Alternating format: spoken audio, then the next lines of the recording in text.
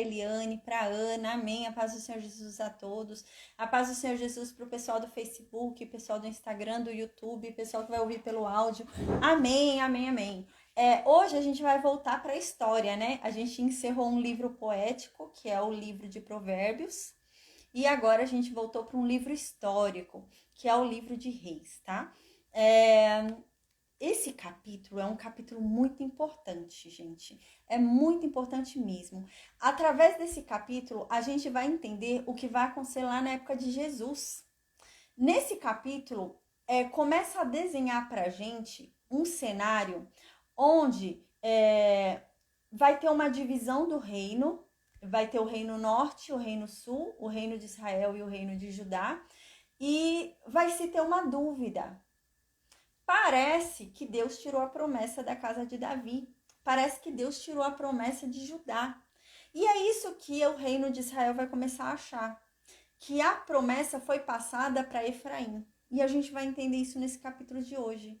E esse capítulo ele começa a mostrar um pouco pra gente o que acontece. A paz, Daniel, esse capítulo começa a explicar um pouco pra gente do que acontece ali em Jesus, com Jesus, quando ele encontra a mulher no poço, lembra? A samaritana?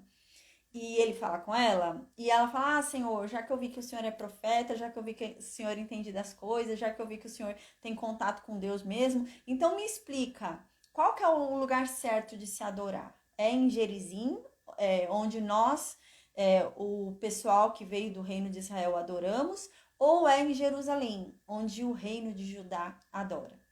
E Deus então lembra que responde para ela assim, minha filha, falta pouco tempo. Falta pouco tempo, porque logo, logo você adorará a Deus em qualquer lugar. Não haverá um lugar certo. Você poderá adorar a Deus em qualquer lugar. Você não precisará vir para Jerusalém para adorar a Deus. Você não precisará ir para o Monte Gerizim para adorar a Deus. Mas você poderá adorar a Deus em qualquer lugar.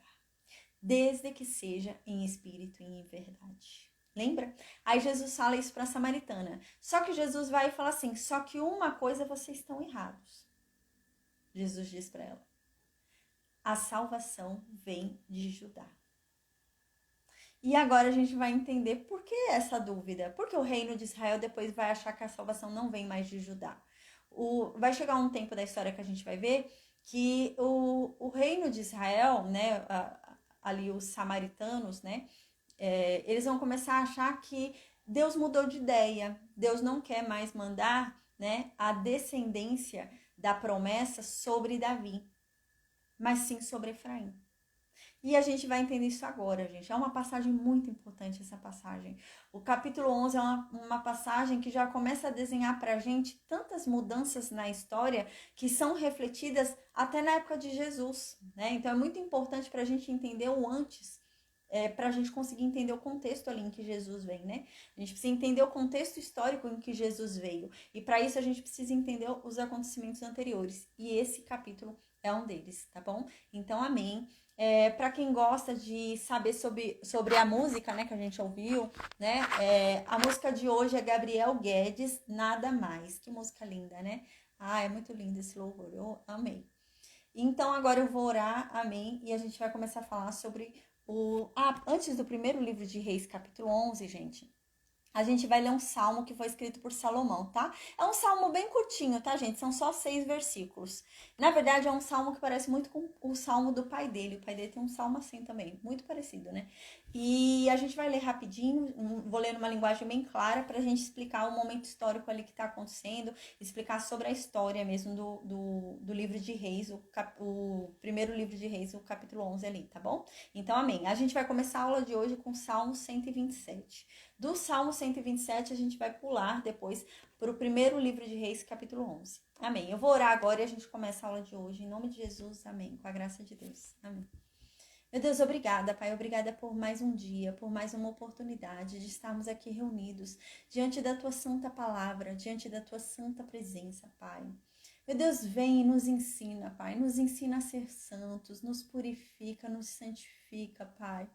Que o Senhor nos esvazie de nós mesmos, Pai. Afasta de nós, tira de nós tudo aquilo, meu Deus, que nos afasta de Ti. Tudo aquilo que tira a Tua presença de nós. Tudo aquilo que nos põe em outros caminhos que não os seus.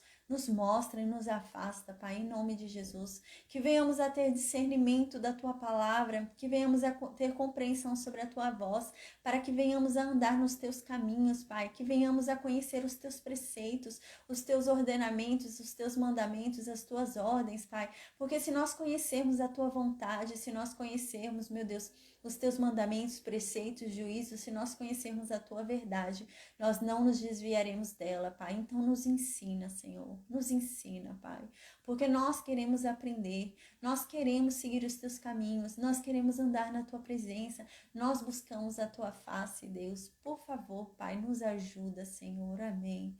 Meu Deus, nos torna sábios, Pai, para que venhamos a ter uma compreensão sobre a Tua palavra. Derrama sobre nós do Teu discernimento, Senhor, para que não venhamos a ser enganados pelas mentiras de Satanás, que não venhamos a ser enganados por falsas doutrinas, por falsos ensinamentos, Senhor. Então, meu Deus, derrama sobre nós do Teu discernimento, da Tua sabedoria, do Teu entendimento e do Teu conhecimento, Senhor, amém. Meu Deus, nos instrua pela Tua palavra, torna a Tua palavra clara aos nossos ouvidos, às nossas mentes e aos nossos corações, Senhor, amém. Se qualquer dúvida foi gerada ou acabar sendo gerada durante o estudo, Pai, que o Senhor sane cada dúvida, que o Senhor tire cada dúvida, porque a Tua palavra diz que o Teu Santo Espírito responde qualquer pergunta. A Tua palavra diz que o Seu Santo Espírito tira qualquer dúvida. E que assim seja, Pai, em nome de Jesus, que o Seu Santo Espírito venha e tire todas as nossas dúvidas, esclareça todos os pontos que nós achamos que são contraditórios, mas a verdade é que a Tua palavra não é contraditória. Nós é que não tivemos a percepção correta, então nos ensina, nos ajuda para que venhamos a ter a compreensão correta sobre a Tua palavra, sobre a Tua verdade, Pai, amém. Meu Deus, nós pedimos também, em o nome de Jesus, que o Senhor nos perdoe, Pai. Perdoa os nossos pecados, perdoa as nossas fraquezas, as vezes que erramos, que falhamos, Pai, porque nós somos apenas pó, nós somos pecadores, Senhor, e ainda que por um desejo involuntário nós pecamos ao desejar algo que não deveríamos ter desejado, nós pecamos ao pensar algo que não deveríamos ter pensado, nós pecamos ao falar algo que não deveríamos ter falado, Pai, nós pecamos, Pai, e nós somos falhos e nós reconhecemos a nossa condição. E nós pedimos perdão a Ti, Pai. Perdoa, Pai, os nossos pecados. Não nos retribua segundo aquilo que nós merecemos, porque nós não merecemos nada de bom. Meu Deus, que o Senhor nos retribua segundo a Tua graça e a Tua misericórdia. Que a Tua bondade seja sobre nós. Que o Senhor, meu Pai, em o nome de Jesus, se lembre do amor que o Senhor demonstrou por nós quando entregou o Seu único Filho naquela cruz. E que esse amor seja sobre nós. E que o Senhor desvie de nós a Tua ira, Pai. Que o Senhor não nos recompense segundo os nossos pecados, mas que o Senhor derrame sobre nós das Tuas bênçãos. Meu Senhor, a Tua palavra diz que um coração quebrantado, um coração arrependido, o Senhor não rejeita. E nós nos arrependemos verdadeiramente dos nossos erros e dos nossos pecados, Pai. Nos ensina a sermos melhores, Senhor. Nos ensina a andarmos na Tua presença. Nos ensina a sermos exemplo nessa terra. Nos ensina a ser Cristo na vida das pessoas. Nos ensina, Pai, a darmos exemplo de cristão aqui nessa terra, para que todos vejam quem é Cristo através de nós, através dos nossos exemplos, do nosso testemunho, Pai. Amém. Que não venhamos a envergonhar o Teu nome. Porque nós temos que ter consciência que quando falamos que somos de Cristo, quando falamos que somos de Ti, Deus, nós carregamos o nome da família. Que venhamos a ter essa compreensão para não envergonhá-lo, Pai. Amém, Deus. Meu Senhor, que o Senhor, Pai, nos use sem medidas, Pai. Amém. Nos use de forma extraordinária para o Teu reino. Faça de nós, meu Deus, ponte para trazer almas para o Teu reino, Pai, em nome de Jesus. Porque nós sabemos, a Tua palavra diz que o Senhor é o especialista em usar o nada, em usar aquilo que não tinha nenhuma utilidade, nenhuma explicação, nenhuma condição.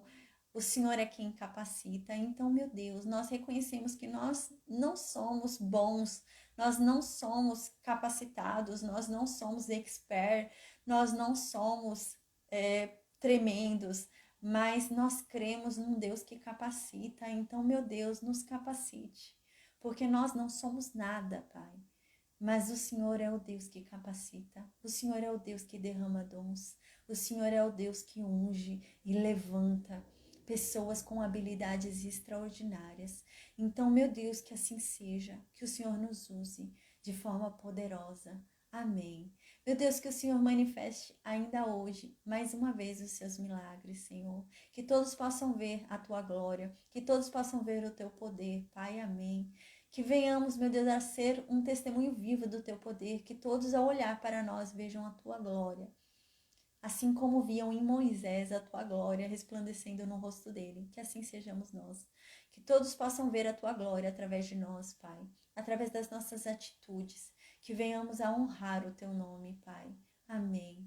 Meu Deus, que o Senhor nos proteja de todo o mal, que os seus anjos sejam ao nosso redor e nos protejam.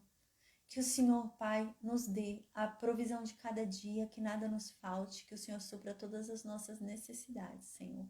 Em o nome de Jesus. Amém. Amém, amém, amém, amém. Glória a Deus. Então, a gente vai começar com Salmo 127, tá? Salmo 127 foi um salmo escrito por Salomão. No versículo 1, eu acredito que esse salmo, ele deve ter escrito logo depois dele ter erguido ali o templo. Tá? Tem lógica pelo que ele vai escrever aqui. Parece que foi ali, logo depois que ele ergueu o templo de Deus, que ele escreveu esse salmo. Diz assim no versículo 1: se o Senhor Deus não edificar a casa... Aliás, acho que foi ele mesmo que falou isso, né? Acho que no livro de Reis, se eu não me engano, ou no livro de Crônicas, tinha esse pedaço desse salmo lá escrito também, né? Se eu não me engano. No versículo 1 diz assim: se o Senhor Deus não edificar a casa, não adianta nada trabalhar para construí-la. Se o Senhor Deus não proteger a cidade, não adianta nada colocar guardas para vigiá-la. Então aqui provavelmente Salomão havia acabado de construir o templo de Deus e ele está falando que, na verdade, se Deus não morar ali, se Deus não habitar naquele templo, se Deus não escolher ir para lá, se Deus não edificar aquele lugar e abençoar aquele lugar, de nada adianta todo o esforço que foi feito. Aquele lugar, gente, era esplendoroso, era cheio de ouro, vocês lembram, né? Mas é isso que Salomão está dizendo aqui. Pode ser uma mansão, pode ser uma casa enorme, linda, cheia de ouro, com torneiras de ouro, né? Com tudo de ouro. Se Deus não estiver ali, de nada adianta. De nada adianta construir aquela casa. Da mesma forma, ele fala proteger, por mais que você desempenhe todo o esforço necessário, que você ache necessário para proteger algo, se Deus não estiver protegendo, de nada adianta o teu esforço.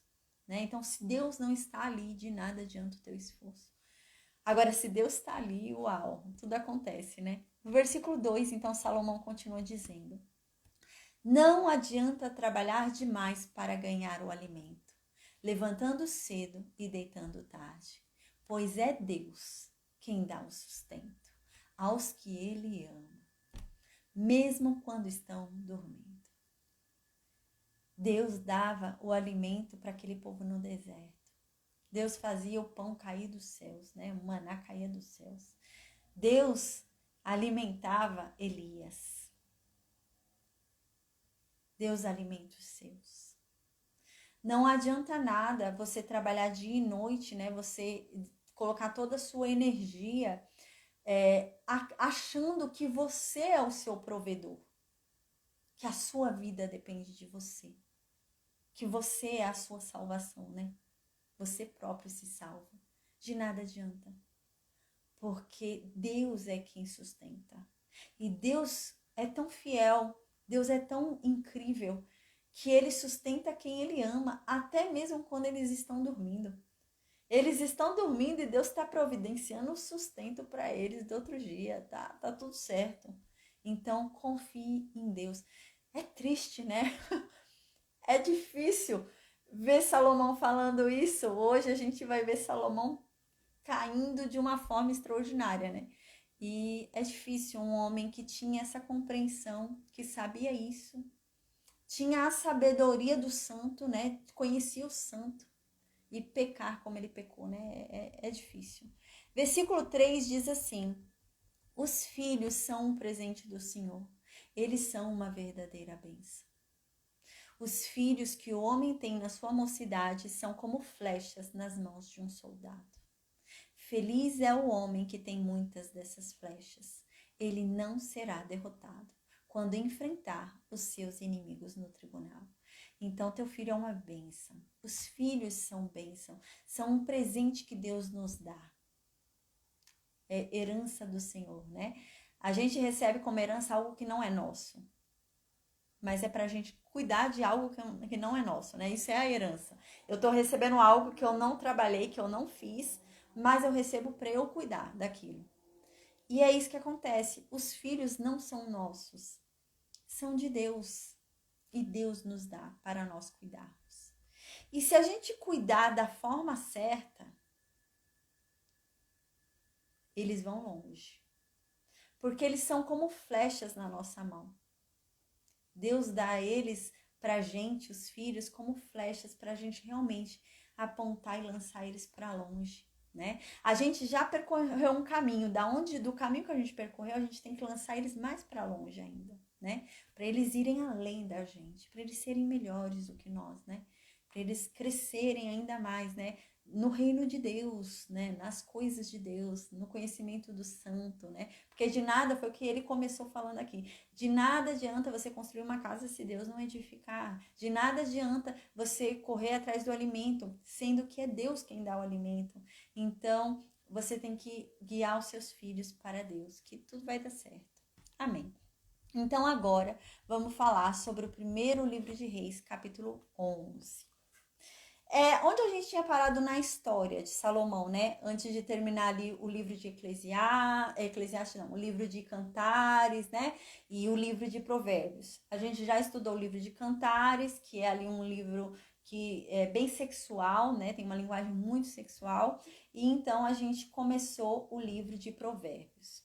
Quando a gente começou o livro de Provérbios, a gente terminou ali a história na visita da rainha de Sabá. Então, Salomão já havia se casado com uma mulher, a rainha, a filha do faraó do Egito, lembra? Então, a gente está nesse momento da história, tá? Então, Salomão já havia se casado com a filha do faraó do Egito. Então, no versículo 1 diz assim: E o rei Salomão amou muitas mulheres estrangeiras. Além da filha de Faraó, que ele se casou, Salomão também teve mulheres moabitas, teve mulheres amonitas, teve mulheres edomitas, teve mulheres sidônias e teve mulheres etéias. A gente lembra que Amon e Moabe foram amaldiçoados por Deus, lembra disso? Que a gente até falou sobre isso, que a Ruth quebrou essa maldição, né? A Ruth era uma moabita. E a Ruth quebrou essa maldição e está na descendência de Jesus, né? Mas há uma maldição ali, né? Sobre Moabe e Amon. E não é por causa do incesto com Ló. A gente já falou sobre isso. É porque quando Israel precisou, eles negaram a água, negaram o caminho. Lembra que Israel queria passar pelo caminho ali para ir para a terra de Canaã e eles negaram? Mesma coisa Edom. Então, Deus havia falado para o povo de Israel jamais se casar com nenhuma das nações estrangeiras, pois eles se perverteriam. O povo de Israel, a gente lembra que assim, o nível era tão sério, mas tão sério que Deus falou o seguinte para Moisés e para Josué: olha, quando chegar lá na terra de Canaã, vocês têm que matar todo mundo que está lá. Não é para deixar ninguém vivo, é para matar todo mundo. Porque se alguém ficar vivo ali, não são vocês que vão converter essas pessoas. Essas pessoas é que vão te converter para o mal. Então, né, o povo de Israel, eles achavam que eles iam converter o povo. Eles achavam, não, nós somos fortes, a gente vai dominar, a gente vai vencer isso daí, e a gente vai conseguir trazer eles para a nossa religião e tal. E deu errado isso, lembra? Então, quando eles entraram na terra de Canaã, eles deixaram os povos que Deus falou que não era para deixar ali. E quando eles deixaram, eles sujeitaram esse povo à escravidão, né, à servidão. E Tudo bem, foi ficando assim. Só que com o passar do tempo, esse povo cresceu, lembra? Esse povo cresceu, né? Lembra até da Filístia, os filisteus, né? Então esse povo cresceu, começou a virar um povo forte. E esse povo começou a expulsar Israel da terra que Deus havia prometido para eles. E o povo começou a expulsar Israel, começou a destruir Israel, começou a matar Israel, começou a ter confusão ali, lembra? E então Deus falou que realmente esse povo que eles decidiram deixar ali ia ser pedra de tropeço para eles, ia ser para testar eles. Já que eles não obedeceram a Deus, Deus mandou tirar o povo dali. Não quiseram tirar, então agora esse povo vai servir como prova para eles. Então vocês lembram que o povo se pervertia. Então o povo começou a adorar os deuses dos filisteus, começou a adorar os deuses de Edom, de Moabe, começaram a adorar os outros deuses do povo de Israel. Então o que foi que Deus fazia? Deus levantava juízes.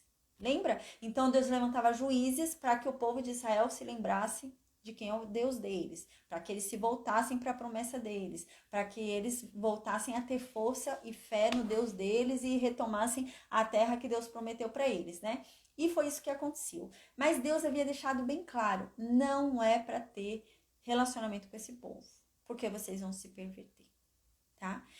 Quem são as Eteias? As Eteias, gente, são descendentes de Et. Quem é Et? São os hititas. Quem são os hititas, descendentes de Et? Et foi um filho de Canaã, ou seja, são cananeus. Ele se relacionou com moabitas, com amonitas, com edomitas, com sidônias e com cananeias. E com egípcia, né? Com a filha do faraó. Então, no versículo 2, diz assim: das nações que Deus havia falado para Israel nunca casar, para Israel nunca ter relacionamentos. Dessas nações, Salomão se casou. E aqui diz, Deus havia dito para eles não se casarem com esse povo, não se relacionarem com esse povo, pois com certeza esse povo perverteria o coração deles. E eles acabariam adorando os deuses desse povo e se esqueceriam do Deus de Israel. Então, assim, Salomão se uniu a essas estrangeiras, a esse monte de nações que Deus havia falado que não era para se unir. E Salomão se uniu com amor. Ele não se uniu só por estratégia, mas com amor. Ele doou o coração dele naquilo. E então, diz no versículo 3 que Salomão tinha 1000 mulheres. Lembra que uma das coisas que Moisés havia dito, que está na aliança da lei, é que quando houver um rei, esse rei não pode ter muitas riquezas, esse rei não pode acumular cavalos nem carros de guerra, e esse rei não pode ter muitas mulheres. Estava escrito isso na aliança da lei. E Salomão teve 1000 mulheres. Salomão tinha 700 esposas, 700 princesas e 300 concubinas. E essas mulheres perverteram o coração de Salomão. O homem tão sábio, né? A Bíblia diz que ele foi o homem mais sábio da história, que não houve ninguém mais sábio dele, antes e nem depois. E é difícil, né, gente, um homem que escreveu o livro de Provérbios, o homem que escreveu o livro de Eclesiastes, o homem que escreveu o livro de Cantares, um homem com tanta sabedoria, onde as outras nações iam lá visitá-lo para ouvir da sabedoria dele, né? Que escreveu tantas coisas, né, tantos conselhos, e esse homem pecou contra Deus. Esse homem perverteu o coração, né? A Bíblia nos ensina muito claramente, né, que o princípio de tudo, o mais importante de tudo, é temer ao Senhor. O mais importante de tudo é temer ao Senhor. E é isso que a Bíblia vem mostrando pra gente, porque o livro de Jó é isso. O livro de Jó é um homem que temia ao Senhor, falava em Deus, né? Não quis rejeitar a Deus quando teve ali o problema na vida dele, não rejeitou a Deus. Até brigou com a mulher dele, que não rejeitaria nunca o Deus dele, né? E só que ele começou a perverter o coração dele. Jó, porque ele começou a falar que ele era bom demais para passar o que ele estava passando. Ele era justo demais para viver o que ele estava vivendo. Ele não merecia aquilo que ele estava passando, porque ele ajudava os pobres, porque ele fazia sacrifícios, porque ele era bom, né? Então ele começou a falar ele. Você vê que no livro de Jó ele fica muito tempo falando dele, né? E ele fica ele. E então o coração dele foi se pervertendo, porque ele começou a falar muito dele, né? E apesar dele ainda falar que não rejeitaria Deus, ele começou a se colocar em uma posição acima de Deus.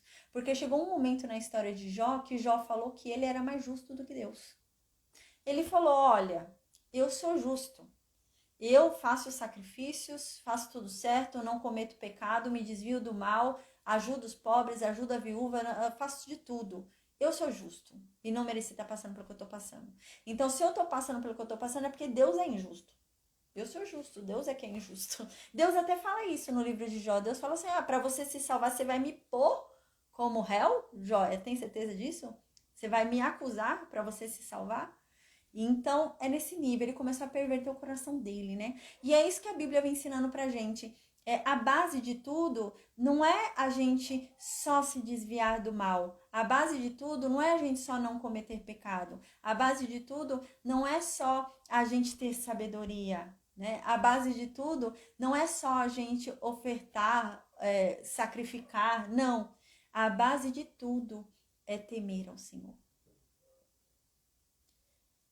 E é esse o problema de Salomão. Ele tinha sabedoria, mas faltava para ele o temor ao Senhor que Davi tinha. Ele não tinha um coração como o pai dele, né? Um coração segundo o coração de Deus, né? Que era o coração de Davi.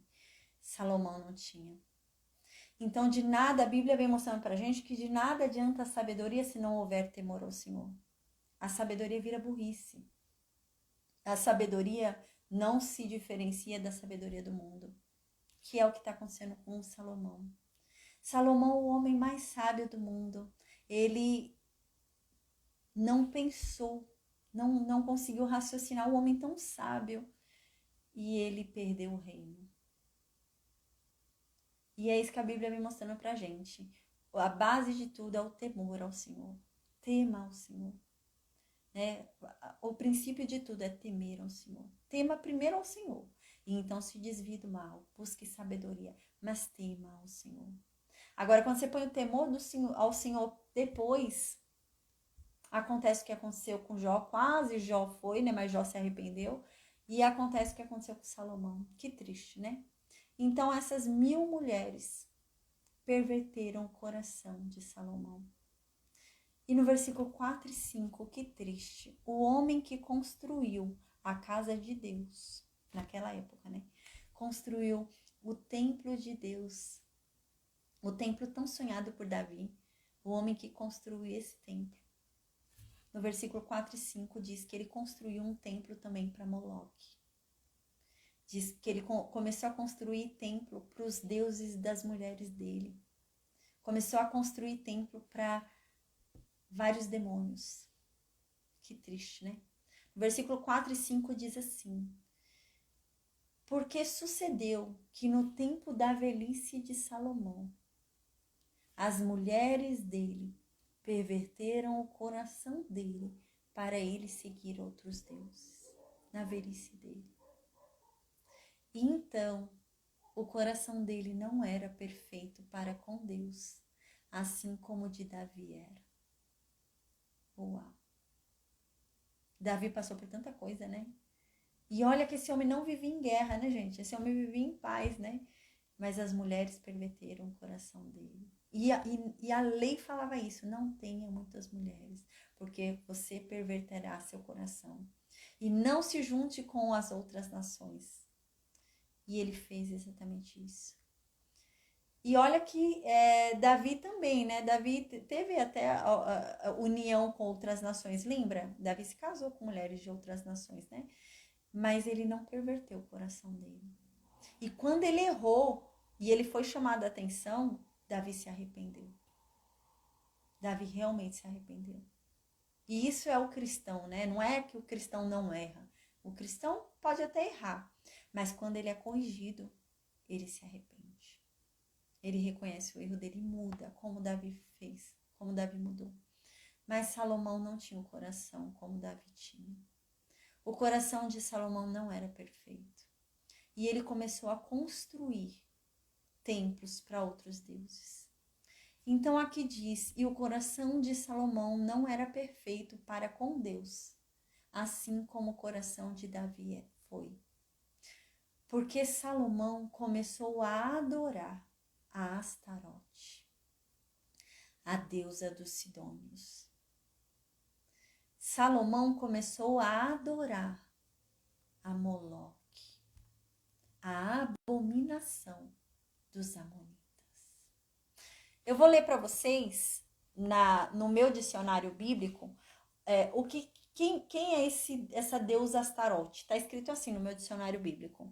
Astarote é a deusa da fertilidade e da guerra. É adorada em um culto imoral por vários povos do mundo bíblico. Ela também é conhecida como Astarte e Astorete. Mas ela não é a mesma deusa de Aserá, é outra deusa, tá? Então, ela é uma deusa que é de culto imoral, é orgia, profanação, né? É esse nível, é essa deusa. Vamos ver quem é Moloque? No dicionário bíblico está escrito assim, Moloque. Moloque é o deus supremo dos amonitas, é o maior deus dos amonitas, é tipo o deus sol para o Egito, é o Moloque dos amonitas. Ele também é chamado de Milcom, né? E Malcã. O culto dele, a principal oferenda do culto dele é o sacrifício de crianças vivas. É queimar crianças vivas no altar desse Deus. E Salomão começou a adorar esses deuses. E a gente vai ver que ele ergueu templos, ele ergueu altares. Ele ergueu altares para Moloque, altares para queimar criança no altar. Salomão endoidou, né? Então, versículo 6 diz assim: Salomão fez o que era mal aos olhos de Deus, e ele não perseverou em seguir a Deus com a mesma fidelidade do seu pai Davi. Salomão não foi fiel a Deus como Davi foi. Ele não insistiu em ficar com Deus, né? Porque Davi teve várias oportunidades ali de sair de Deus, né, gente? Fala sério, Davi morou anos na Filístia, mas ele não se perverteu. Davi ficou ali com Deus. Mas Salomão não. Que triste. Então, no versículo 7 diz assim: Então, Salomão chegou no fundo do poço e construiu altares. Construiu o altar para Quemos, que é a abominação dos moabitas. E esse altar que ele construiu para Quemos, que é a abominação adorada pelos moabitas, ele construiu de frente para o altar de Jerusalém, do Deus de Israel. Olha a ousadia de Salomão. E ele construiu também um altar para Moloque. Em Quemos, meu dicionário bíblico, diz assim sobre Quemos. Era associado à deusa Asterote. Então, é um deus que era associado àquela deusa lá de cima que a gente falou, né? Acredita-se que Quemos era uma divindade semelhante a Baal. Quemos, né, exigia sacrifício humano, assim como Moloque. Quemos também aparece no poema épico de John Milton, chamado Paraíso Perdido.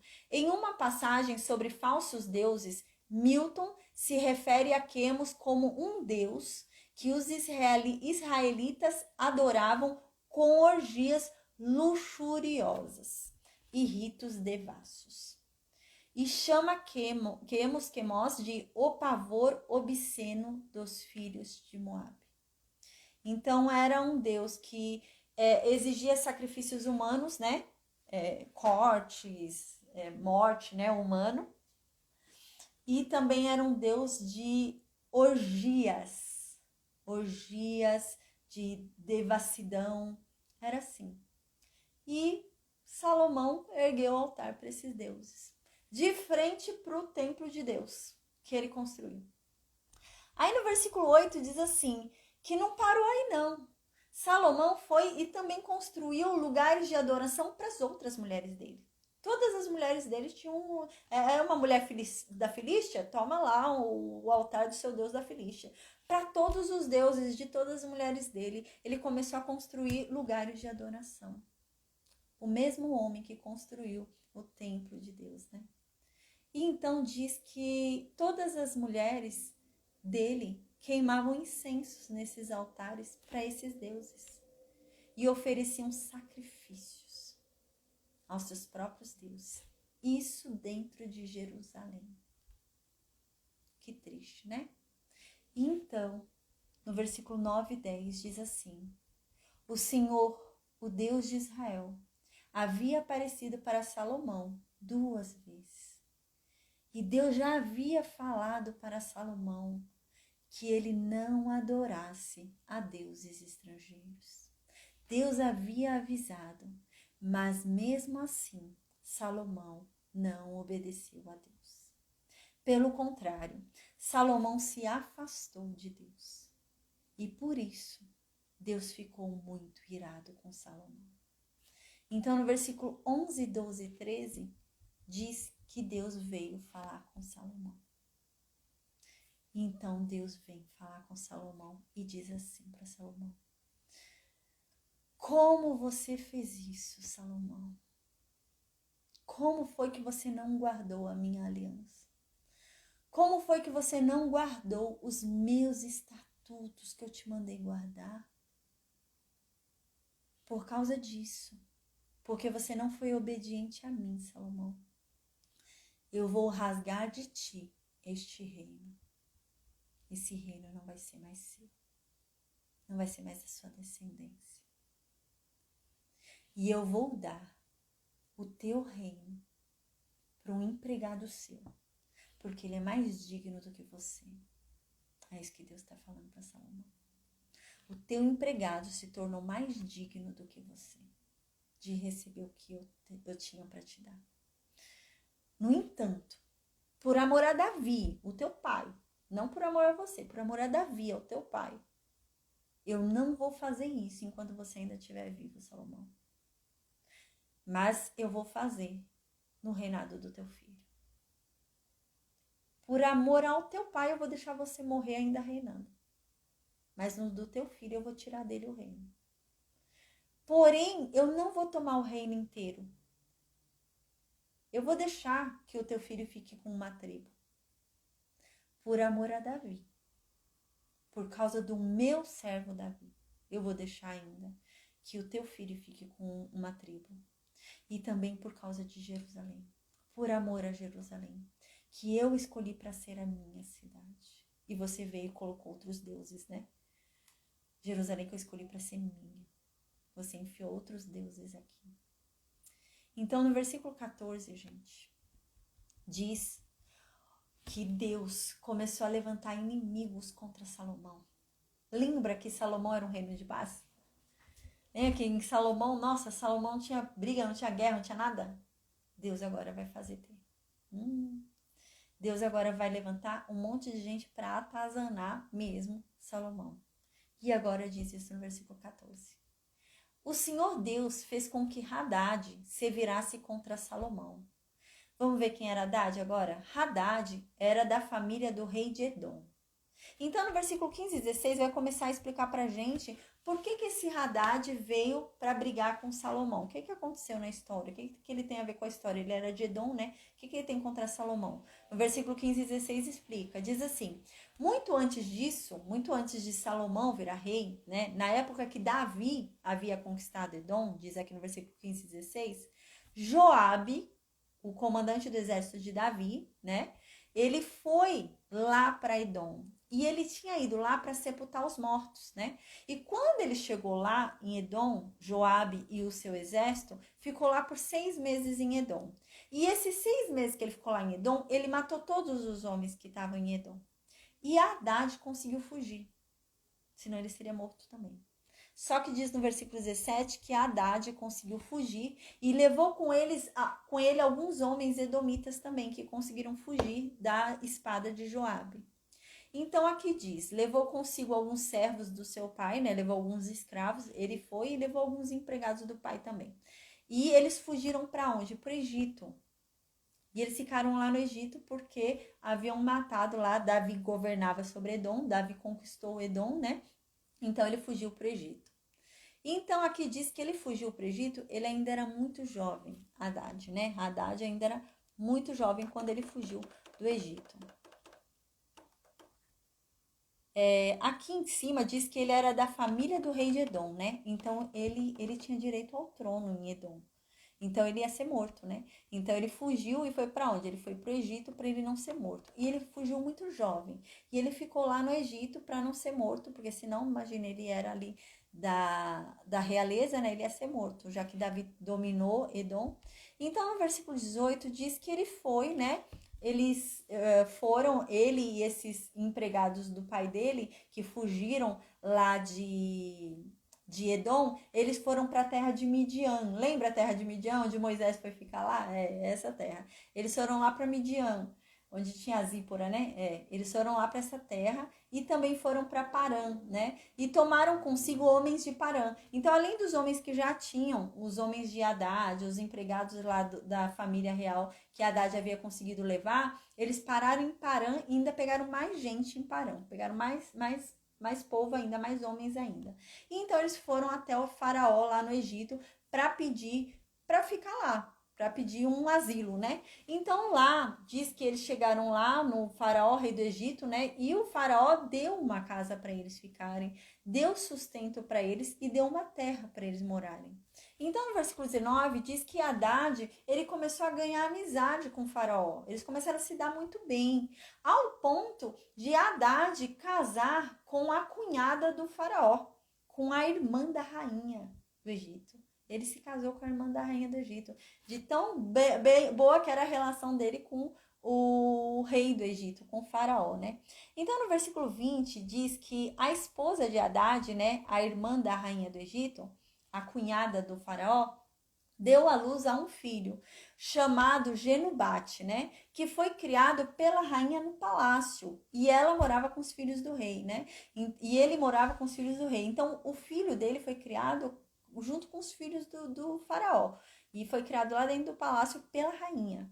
No versículo 21 diz que, depois passado um tempo, Haddad ouviu dizer que Davi havia morrido. Né? Então ele chegou até ele lá no Egito, a informação de que Davi morreu e de que também Joabe morreu. E então, ele ouvindo isso, né, ele quis voltar para Edom, porque quem ameaçava ele já não está mais vivo, só tem Salomão agora vivo, mas Davi e Joabe estão mortos. Então ele, sabendo disso, diz aqui que ele foi ter com Faraó, o cunhado dele. E ele foi pedir para Faraó para ele voltar para a terra dele, né? Ele foi falar: Faraó, me despede, deixa eu ir para minha terra, né? Deixa eu voltar para minha terra.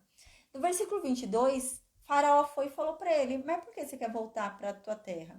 Tem faltado algo aqui para você, né? O que está faltando aqui? Por que você pede para ir para a tua terra?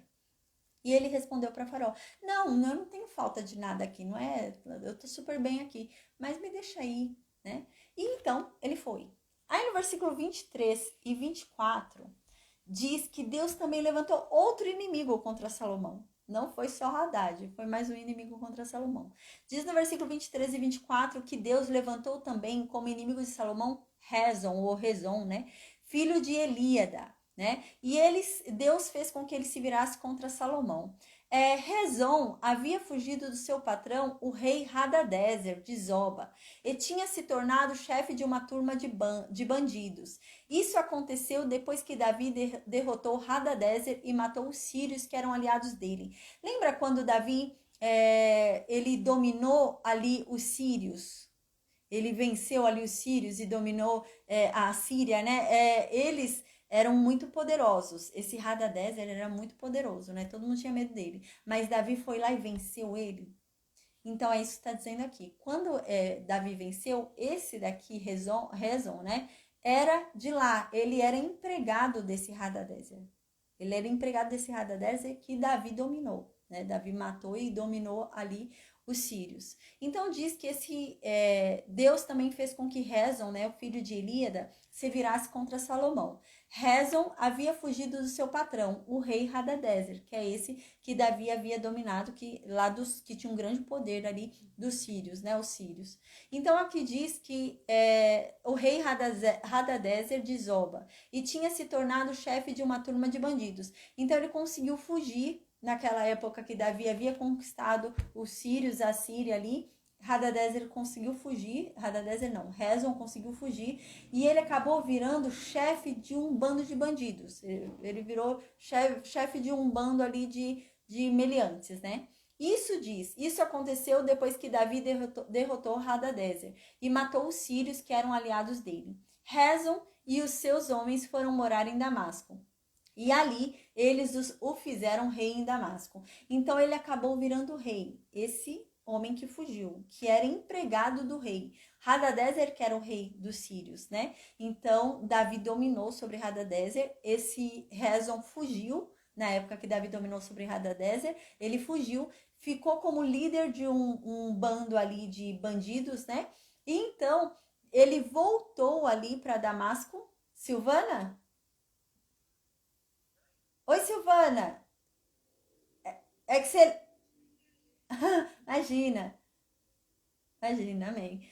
Então, ele voltou ali, né? E ele acabou virando rei em Damasco, esse homem. E esse homem vai atazanar também a vida de Salomão. Mas foi levantado por Deus para atazanar a vida de Salomão, né? Ele foi levantado por Deus para ser inimigo de Salomão.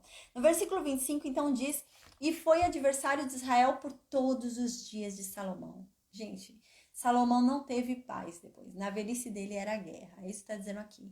Deus levantou inimigos para Salomão por causa da desobediência de Salomão. Então, e o homem que era só paz, né? Ele até ensinava como é que tinha um reino de tanta paz, né? Até falava, é para ter um reino de paz, né? Agora ele não tinha mais paz, não. E diz aqui, e isto além do mal que Hadad fazia, porque detestava Israel e reinava sobre a Síria. Então, tudo isso aconteceu, ainda tinha Hadad, que a gente lembra que é o outro, era Rezon e Hadad, os dois, ruins. E os dois odiavam Israel e perturbaram a velhice de Salomão. Não deram descanso para Salomão um só dia depois da vida dele, depois que Deus decidiu levantar esses dois como inimigos de Salomão. Então, no versículo 26, agora vai falar sobre um homem muito importante na história. Jeroboão. Jeroboão, ele vai ser o primeiro rei do Reino Norte. Vai ser Jeroboão. E esse homem, ele é da tribo de Efraim. E Deus vai levantar ele para ser o primeiro rei das 10 tribos que Deus tirou da mão de Davi. Então agora começa um personagem muito importante que a gente vai falar bastante sobre ele, viu, gente? No versículo 26 diz assim: Houve outro homem que se virou contra o rei Salomão. O nome dele era Jeroboão, filho de Nebate, que era de Zereda, ali num território ali em Efraim. Jeroboão era um funcionário de Salomão, um empregado de Salomão. E a mãe dele era uma viúva e se chamava Zerua. Lembrem desse nome, Jeroboão, nome muito importante. É o empregado de Salomão, a quem Deus fez a profecia de que as 10 tribos seriam passadas para um empregado de Salomão. É ele, Jeroboão. Então, no versículo 27 diz: Esta é a história da revolta de Jeroboão. Salomão estava aterrando o lado leste da cidade de Jerusalém e consertando as muralhas da cidade. Então, uma coisa importante agora para a gente falar, para lembrar, Jeroboão é da tribo de Efraim, é da casa de José. E Deus falou. E Deus vai falar por meio de profeta, viu? Todo mundo vai ficar sabendo disso daqui. Isso daqui vai ser uma fofoca que vai rolar solta. Porque um profeta vai vir falar com esse Jeroboão para falar que... que nem, lembra quando o profeta veio falar com Davi para falar que Deus ungiu Davi rei e Saul ainda era rei? É o mesmo nível. Vai acontecer isso com Jeroboão. um profeta vai chegar em Jeroboão e vai falar que Deus está dando para ele 10 tribos e ele vai reinar sobre 10 tribos. E todo mundo vai ficar sabendo disso, gente. Todo mundo vai saber disso. E o que que acontece? Jeroboão era da tribo de Efraim, da casa de José. E todo mundo vai ficar sabendo que Deus agora decidiu tirar 10 tribos da casa de Davi e passar para a casa de Efraim. E nisso vão criar agora, vão se criar 2 reinos, a gente vai ver. Vai ser o reino norte, que é o reino de Jeroboão. E o reino sul, que é o reino de Roboão, que é o filho de Salomão, que a gente vai ver, tá? O que que acontece? O reino norte, como sabe dessa profecia, desse profeta que vai chegar e vai falar isso para Efraim, eles vão começar a pensar o que? O reino norte. Que agora Deus cancelou a promessa que havia feito para Davi. Deus agora está fazendo a promessa com Efraim, porque Deus levantou Jeroboão. Então é de Efraim que vai vir agora o Messias. Não é mais de Davi. Agora é de Efraim que vem o Messias. Gente, se vocês pesquisarem, até hoje existe uma religião samaritana. Até hoje existe. E eles entendem até hoje, nessa religião, que o Messias vai vir. E o Messias vai vir de Efraim. Tem essa religião, existe essa religião lá no Oriente. Né? Eu estava vendo esses dias, estudando sobre isso, e eu vi uma reportagem e fala sobre isso, que existe realmente essa religião. E eles acham isso, que o Messias virá de Efraim. Assim como hoje os judeus acham que o Messias virá também. Eles não consideram que Jesus é o Messias. Eles acham que o Messias ainda virá, né? Os judeus acham. E da mesma forma, os samaritanos, eles pensam que o Messias ainda virá, mas ele virá de Efraim e não de Judá. É isso que eles pensam, entende? E tudo isso vem por causa desse capítulo, por causa do que está acontecendo aqui na história agora. Aí cria-se essa confusão. Então, agora o reino norte vai ser dominado por um efraimita. Tanto é que durante a história a gente vai observar, várias vezes durante a história, o reino norte é chamado de Efraim, tá? Enquanto o reino sul é chamado de Judá, durante várias vezes na história, o reino sul é chamado de Judá, o reino norte é chamado de Efraim. Por quê? O maior número de reis que se levanta no reino norte é de Efraim. São da tribo de Efraim. Vão ter de outras tribos, sim, mas a maior parte dos reis que passam pelo reino norte são de Efraim. Tanto que durante um período na história fica sendo chamada como Efraim ali, o reino norte, tá? Assim como o reino sul é chamado de Judá, tá? Então, essa é a questão. Eles param e pensam o quê? Ah, não, peraí. Se Deus decidiu tirar e tá dando a maior parte das tribos para Efraim, não é mais para Davi, deixou só uma para Davi, só para não ficar sem nada, né? Falar, não, vai ficar só com uma. Então ele deve ter mudado também o do Messias. Acho que o Messias não vai vir mais sobre Davi, não. O Messias agora vai vir de Efraim. E eles começaram a pensar isso, entende? É essa confusão que tem quando tá lá no Novo Testamento, que a samaritana chega lá para Jesus e a samaritana vai e fala, né? Mais para frente a gente vai ver isso, que eles vai ter uma rivalidade entre os reinos. Eles não vão ser irmãos. Eles vão ter rivalidade. Um não vai gostar do outro, não. Então, tanto é que em Jerusalém, o povo do Reino Norte não pode entrar para adorar a Deus. Não pode. Então, eles ficam separados. Então, os samaritanos mais para frente vão adorar a Deus no Monte Gerizim, enquanto os judeus ficam adorando a Deus em Jerusalém. Então, por isso que essa samaritana pergunta para Jesus, né? Onde que é certo adorar a Deus? E ele fala, em qualquer lugar, né? Vai chegar o tempo que vocês vão adorar a Deus em qualquer lugar, né? Desde que seja em espírito e em verdade. Não tem mais essa de ser no Monte Gerizim, no Monte Jerusalém. Só que sem ela ter perguntado, porque ela tinha certeza que viria de Efraim, o Messias. Porque eles tinham esse pensamento, né? Até hoje essa religião entende isso, que virá de Efraim. Então ela estava certa disso, tanto que ela não perguntou isso para Jesus. Ela só perguntou para Jesus qual era o lugar certo para adorar a Deus. E então Jesus falou para ela, haverá um tempo onde você vai adorar a Deus em qualquer lugar, desde que seja espírito em verdade. Ela não perguntou nada além disso, mas Jesus falou. Jesus fala assim para ela, mas eu te digo uma coisa, vocês estão errados. A salvação vem de Judá. Por isso que Jesus fala isso no Novo Testamento. Jesus está falando, vocês estão errados, a salvação não vem de Efraim. A salvação vem de Judá. E tudo isso tem a ver com esse momento aqui que está acontecendo agora, tá bom? Então é bem importante a gente prestar atenção nesse momento, porque tudo isso vai desencadear várias outras coisas que a gente vai ficar vendo, que vai terminar lá na Síria e vai terminar lá na Babilônia, tá, gente? Então a gente vai prestando atenção nessas coisas aqui que estão acontecendo agora, que agora a história tá, né, se abrindo, tá? Então aqui diz no versículo 27, né? Essa é a história da revolta de Jeroboão. Salomão estava aterrando o lado leste da cidade de Jerusalém e consertando as muralhas da cidade. Versículo 28. Jeroboão era um jovem capaz e Salomão viu que ele trabalhava muito bem, com muita vontade, né? Então, Salomão foi e levantou ele como encarregado da obra. Então, colocou ele para trabalhar sobre os empregados de José, sobre os empregados da casa de José ali de Manassés e de Efraim, sobre os trabalhadores forçados ali de Manassés e de Efraim. Lembrando que Jeroboão é de Efraim. Versículo 29 então diz: sucedeu, pois, agora, gente, chegou o momento onde chegou o profeta e vai falar para esse homem que ele vai virar rei. Era um empregado que vai virar rei. Mas a gente vai ver que esse homem também vai pisar na bola, gente. E Deus vai fazer promessas extraordinárias para esse homem. Esse homem vai pisar na bola, esse Jeroboão. A gente vai ver isso. Versículo 29, então, diz que um determinado dia lá, quando Jeroboão estava saindo de Jerusalém, né? Um profeta veio falar com ele. O profeta chamado Aías. E esse profeta é lá de Siló. Então, o profeta foi e encontrou com Jeroboão no meio do caminho, né? E o profeta estava vestindo um manto novo. E os dois estavam sozinhos. Não tinha nenhuma testemunha, não tinha ninguém vendo. Só estavam os dois. Então, Aías, né, o profeta, pegou o manto novo dele e rasgou em 12 pedaços o manto que estava na mão dele.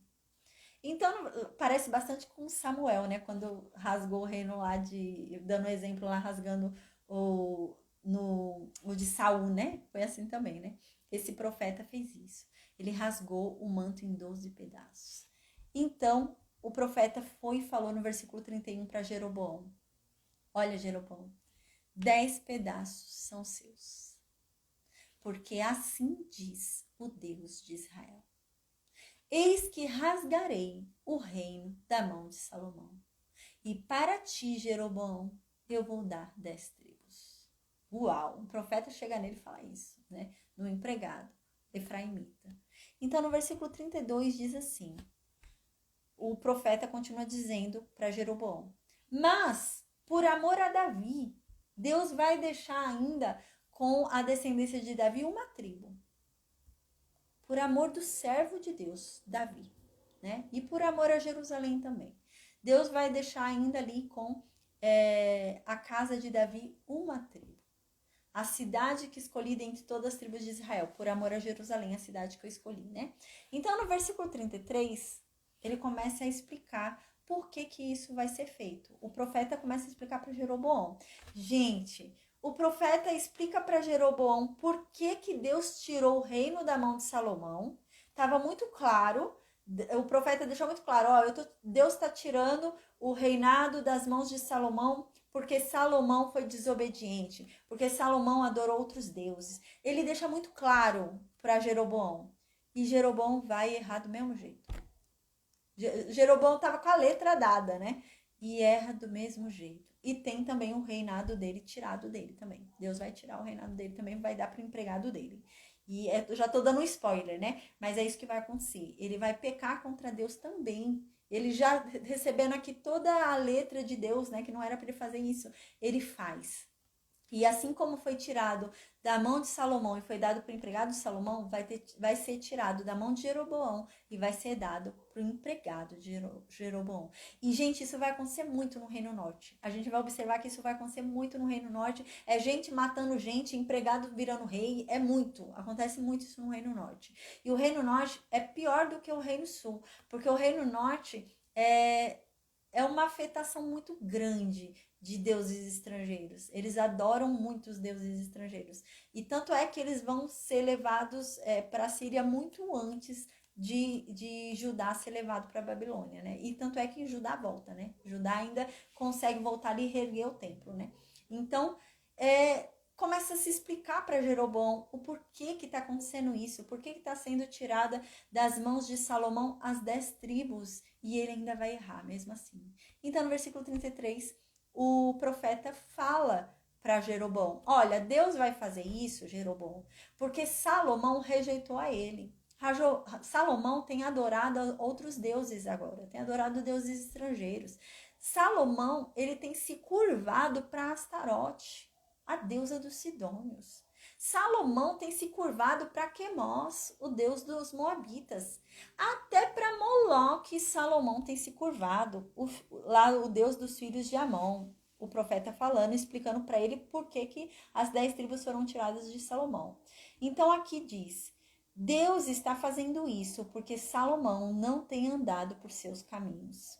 Salomão não tem feito o que é reto aos olhos de Deus. Salomão não tem cumprido os estatutos de Deus e os juízos de Deus, como Davi, o pai dele, cumpria. Mas, no versículo 34, o profeta continua falando para Jeroboão: mas Deus falou que não vai tomar o reino da mão de Salomão. Não vai ser agora, Jeroboão. Por amor a Davi. Por amor a Davi, o servo de Deus. Esse sim era servo de Deus, não Salomão. Então, por amor a Davi, é que Deus vai deixar que Salomão reine até o último dia da sua vida. Então, não vai ser no tempo do reinado de Salomão que você vai virar rei, não, viu, Jeroboão? É isso que o profeta está avisando, né? Não vai ser no tempo do reinado de Salomão que você vai virar rei, não, tá bom, Jeroboão? Mas depois que Salomão morrer, aí sim você vai virar rei, Jeroboão. Aí você vai ter direito às 10 tribos que Deus te deu, tá bom? É isso que ele está querendo dizer. Então, aqui diz no versículo 34 isso. Diz assim: mas não tomarei o reino da mão de Salomão. Deus falando, né? Vou deixar, por meio do profeta, vou deixar que ele governe enquanto ele viver. Eu farei isso por amor a Davi, o meu servo, que escolhi e que obedeceu aos meus mandamentos e leis. Davi sim obedeceu a mim. Davi sim obedeceu às minhas leis. Mas Salomão não. Então, eu vou por amor a Davi deixar ainda. Mas não é por amor a Salomão. No versículo 35, então o profeta alerta para Jeroboão: olha, Jeroboão, mas do filho de Salomão, sim, Deus vai tirar o reino. E vai dar para você as 10 tribos que eram dele. Você que vai pegar as 10 tribos. Então, no versículo 36 diz assim: mas deixarei que o filho de Salomão fique com uma tribo, para que eu sempre tenha um descendente de Davi reinando em Jerusalém, a cidade que eu escolhi como lugar onde eu devo ser adorado. Então, ainda vou deixar com Davi uma tribo, né? Com a descendência de Davi, uma tribo. Ele não está falando da tribo de Judá, tá, gente? Ele está falando da tribo de Benjamim. A gente vai ver que o reino de Judá é composto pela tribo de Judá e a tribo de Benjamim. Mas a maior tribo é a de Judá. E os reinados são da tribo de Judá. Por isso que ela leva o nome da tribo de Judá. Mas a verdade é que no reino de Judá é a tribo de Judá e a tribo de Benjamim. E as outras 10 tribos vão ficar lá no reino norte, tá? Então aqui diz isso no versículo 36, né? Para que eu tenha sempre um descendente de Davi reinando em Jerusalém, a cidade que eu escolhi, o lugar onde eu devo ser adorado. Naquela época, né? Mas Jesus já tirou essa dúvida para a samaritana, né? Agora Deus é adorado em qualquer lugar, desde que seja em espírito e em verdade. Glória a Deus por isso. Amém. Que a gente não tem que ir para Jerusalém para adorar a Deus, né? Amém. Versículo 37, então diz: e te tomarei e reinarás sobre tudo o que desejar a tua alma, e serás rei sobre Israel. Uau! Deus vai e fala para Jeroboão, e esse homem vai pisar na bola também. Se o homem mais sábio do mundo pisou, né? Imagina esse. Então aqui Deus fala para Jeroboão: olha, eu te peguei, eu te escolhi, Jeroboão, e eu vou te tornar rei. E você vai ter tudo o que você desejar. Você será rei sobre Israel, Jeroboão. E no versículo 38, Deus fala uma condição para que se perpetue o trono dele. Gente, assim como o trono de Davi foi perpetuado, lembra que o trono de Davi seria perpetuado, nunca sairia? Deus faz essa promessa para Jeroboão. Deus fala: olha, Jeroboão, se você me obedecer, se você cumprir a minha lei, o trono de Israel vai ser sempre seu. Vai ser sempre da sua descendência. O reino de Judá, Jerusalém, vai ficar de Judá. Porque Jerusalém é a cidade que eu escolhi, vai para a tribo que eu escolhi, que é Judá. A tribo continua sendo Judá. Mas as outras tribos, eu vou dar esse castigo para a descendência de Davi, que eles merecem esse castigo, né? Então eu vou tirar deles. E se você for um bom rei, Jeroboão, a sua descendência sempre vai reinar sobre Israel. Uau, olha que promessa incrível que Deus havia feito. Mas vai dar certo não, gente. Jeroboão não vai obedecer a Deus e Deus vai rasgar dele o reino também e vai dar para o empregado dele, né? Então aqui no versículo 38, Deus diz isso. E há de ser que se ouvires tudo o que eu te mandar, Jeroboão, se você andar nos meus caminhos, se você fizer o que é reto aos meus olhos, Jeroboão, se você guardar os meus estatutos, os meus mandamentos, assim como fez Davi, o meu servo, aí sim eu serei contigo, Jeroboão. E eu vou te edificar uma casa firme. O que Deus está falando? Ninguém vai te tirar desse trono.